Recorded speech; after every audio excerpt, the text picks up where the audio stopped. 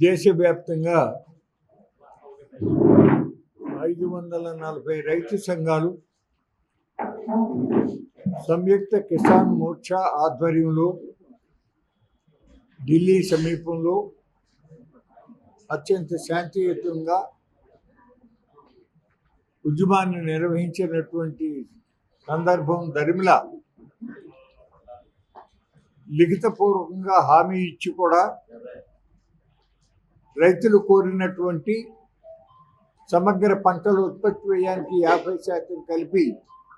చట్టబద్ధ MSP ధర ఇస్తామన్నటువంటి హామీని తుంగలో తొక్కి ఒక్క పర్యాయం అప్పులు ఊబిలో కూరుకుపోతూ ఉన్నటువంటి రైతాంగానికి రుణ విముక్తి చేస్తామని చెప్పి చేయాలని చెప్పి అభ్యర్థించినప్పటికీ కూడా చేయకుండా ఆ ధర్మిలా బ్రిటిష్ పరిపాలన సమయం నుండి కూడా భారత కార్మిక లోకం ఎన్నో ఉద్యమాలు నిర్వహించి సంప్రదింపుల ద్వారా సమ్మెల ద్వారా సత్యాగ్రహాల ద్వారా సాధించుకున్నటువంటి కార్మిక హక్కులను 44 చట్టాలను రద్దు చేసేసి 4 లేబర్ కోడ్లను తీసుకొచ్చి కార్మికుల యొక్క ప్రయోజనాలని పారిశ్రామికవేత్తల యొక్క లాభాలకి కట్టబెట్టి దానితో కూడా తృప్తి చెందకుండా వరుసని అనేకమైనటువంటి చట్టాలని రైతులు కార్మికులు పేదలు కష్టజీవుల యొక్క ప్రయోజనాలని దెబ్బతీసే దానికోసం మోడీ ప్రభుత్వం చట్టం తర్వాత ఒకటి తీసుకొస్తా ఉన్న పరిస్థితులు ఈ రోజున జరుగుతూ ఉన్నాయి. వాటిని వెనక్కి ఉపసంహరించుకోవాలని కోరుతూ ఈ నెల 16వ తారీఖున దేశవ్యాప్తంగా రైతులు రైతు సంఘాలు కార్మిక సంఘాలు కూడా సంయుక్తంగా నిరసనలు తెలియచేయాలనేటటువంటి పిలుపుని పురస్కరించుకుని ఈరోజు ఇక్కడ ఆంధ్రప్రదేశ్ రైతు సంఘాల సమన్వయ సమితి అట్లాగే కార్మిక సంఘాల ఐక్య వేదిక సభ్యుల యొక్క కార్మికుల యొక్క సమావేశం ఈ రోజున నిర్వహించుకోవడం జరిగింది. ఈ నెల 12వ తేదీన మన రాష్ట్రంలో అనకాపల్లి వద్ద అక్కడ ఫార్మా ఇండస్ట్రీ కోసం ఆర్సిలార్-మిట్టల్ అట్లాగే మరొక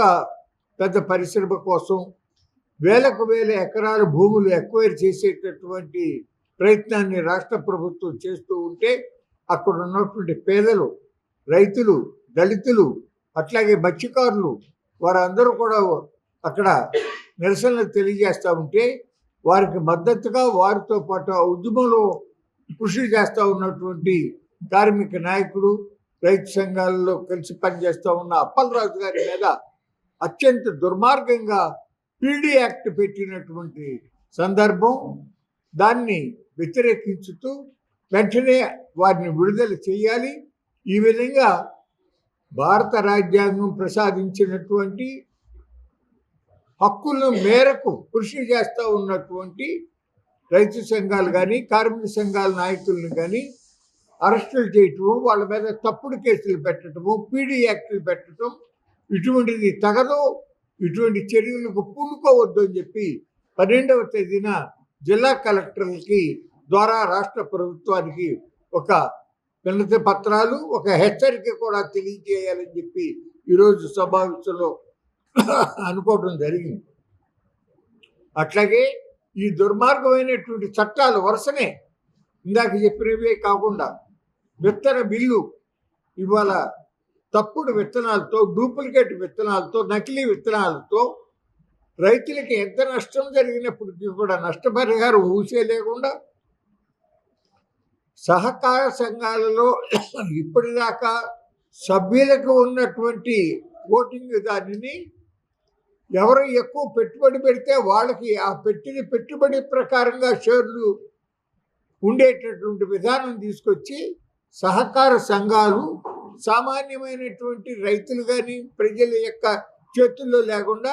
పెద్ద పెద్ద ధనవంతుల చేతుల్లోకి వెళ్ళిపోయేటట్టుగా సహకార